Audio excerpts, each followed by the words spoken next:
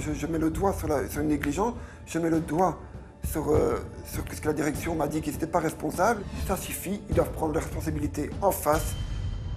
Le jour de notre tournage, Franck est en colère. Avec l'aide de sa femme, cela fait plus de 9 mois qu'il recherche Anne, sa maman enfouie de sa maison de retraite bruxelloise.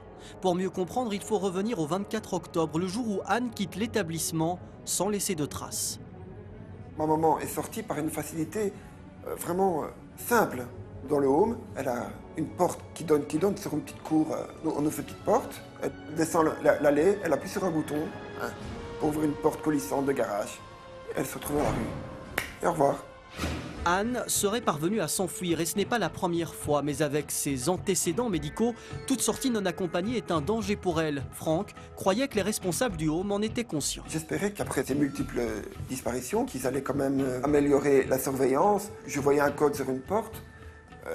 Je trouvais ça rassurant que personne ne le connaissait, à part les infirmiers. C'est vraiment très aberrant de mettre un code sur une porte d'entrée devant et derrière laisser un accès où tout le monde peut sortir dans la rue. Franck n'en démord pas. Il tient le personnel pour coupable de la disparition de sa mère.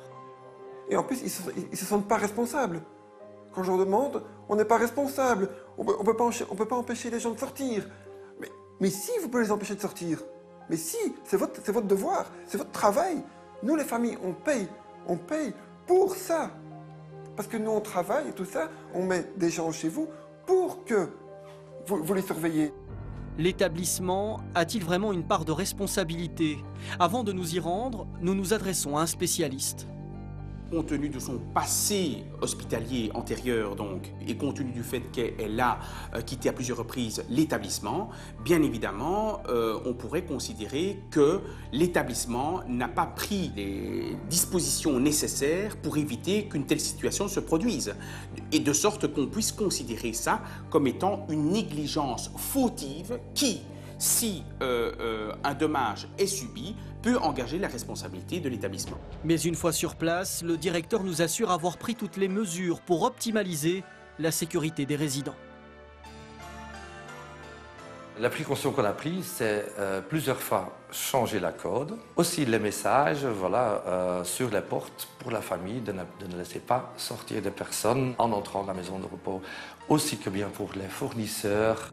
Mais si la porte principale semble en effet sécurisée, nous constatons que la porte du jardin est ouverte, sans surveillance. La sécurité en arrière du bâtiment, c'est-à-dire l'accès du parking, était pour nous personnellement pas facile pour sécuriser parce que c'est un parking qui a une servitude de passage pour 4 voisins.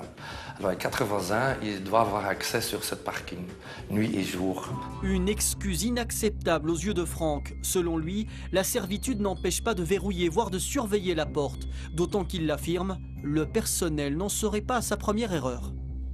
Il y a 2 ans et demi maintenant, on m'a téléphoné pour dire que ma maman était rentrée en soins intensifs. Parce qu'elle avait bu un capuchon d'eau de Javel.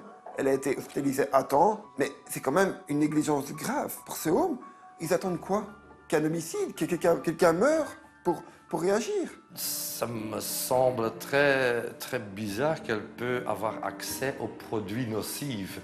Mais c'est vrai, Anne, on trouvait parfois dans les réserves où se trouve de l'alimentation sec, dans la cuisine, où normalement il n'y a pas d'accès pour les pensionnaires.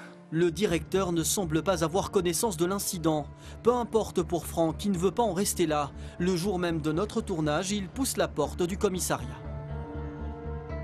Je ne porte pas plainte pour qu'il me verse de l'argent ou quoi que ce soit. Je porte plainte pour assurer la sécurité de ce home. En attendant des mesures, Franck et sa femme continuent à sillonner la capitale dans l'espoir de retrouver Anne. Ça fait 9 mois et demi maintenant que tous les jours je cherche et j'abandonne pas. Et voilà. Et j'espère vraiment être en bonne santé et que tout va bien. Franck, je voulais savoir, est-ce qu'aujourd'hui vous avez enfin eu des nouvelles de votre maman? Voilà, ça fait 1 an qu'elle a disparu. Et non, toujours pas de nouvelles. Je suis très inquiet, très triste et je me demande qu'est-ce qui peut l'arriver. Et je vois que vous avez toujours la fiche en main, donc les recherches continuent. J'encourage toute personne, que même s'ils ont le moindre doute, je préfère qu'ils appellent la police pour rien que pas du tout. Bon, en tout cas, votre appel est lancé et j'espère que ça portera ses fruits et que vous pourrez retrouver votre maman.